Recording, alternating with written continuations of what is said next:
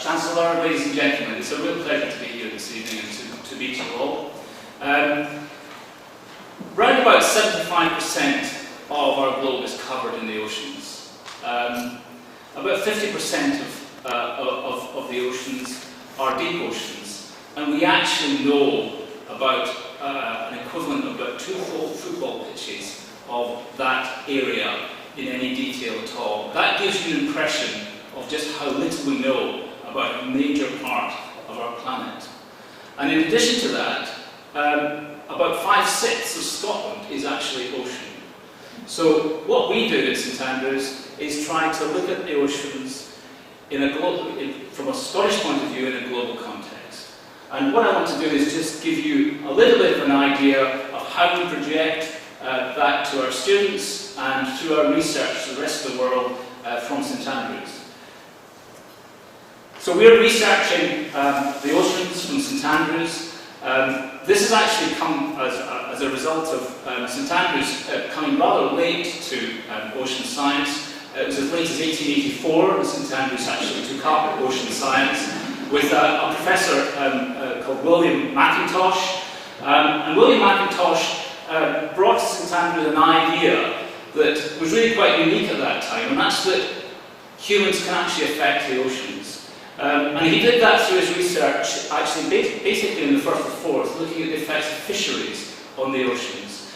That theme is what we carry through today at St Andrews. We are looking at the interface between man and the oceans, this major part of the planet that we live in. Many of you will recognise on your left here what was the Gatti Marine Laboratory.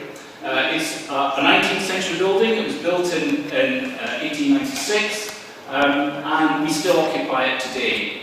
It's still functional, but ocean science has moved on a lot since Mackintosh's day. No longer do scientists spend long periods of time at sea in woebegone parts of the world.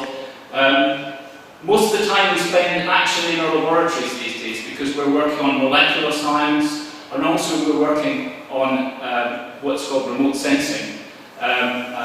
We actually gather a lot of our data remotely from these distant parts.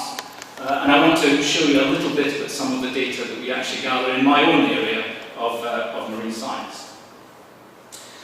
We have about 300 staff at St Andrews who are associated with Scottish Oceans Institute. The Institute itself is what we call a sort of dispersed institution or a virtual institution. But we're trying actually, I'll just back up there actually, we're trying actually to put together a new building for this institute, actually in the North Hall. It won't be down at the East Sands where the Gatti Marine Laboratory is.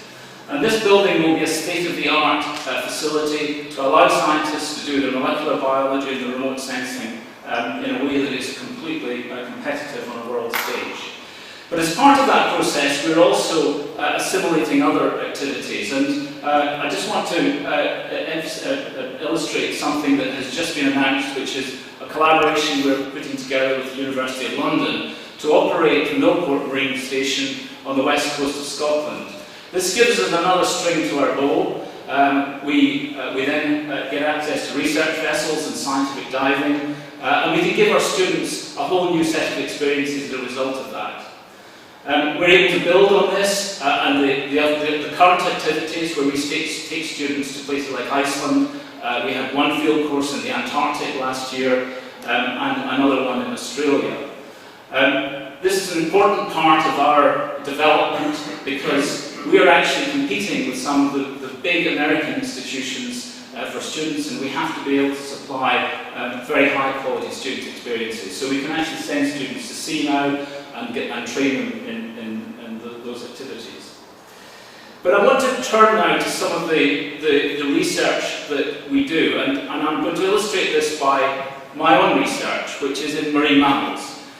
In the Scottish Oceans Institute, we research everything from microbes to whales, from the large-scale oceanography to small-scale physical processes in the oceans.